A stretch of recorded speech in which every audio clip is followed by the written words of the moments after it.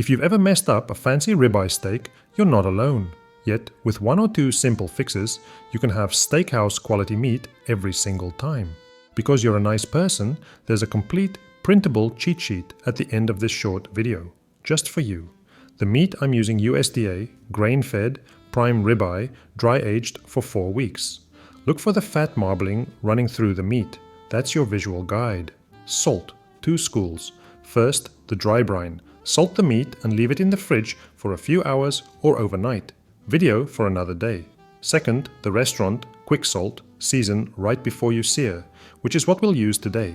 You'll also need a few sprigs of thyme and rosemary, a couple of garlic cloves and a little knob of butter.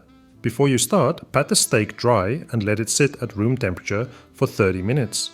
Moisture and cold are the enemies of a good sear. Searing heat a cast iron, stainless steel or carbon steel pan until it's ripping hot.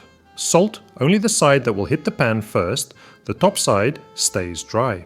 Pepper can wait, we'll add a few fresh grinds later. Add a thin film of cooking oil or beef tallow. Lay the steak down and nudge it often for an even crust. Before flipping, salt the other side. Repeat until you have an even brown crust all around. Doneness. Use a $10 kitchen probe. It's the only reliable way.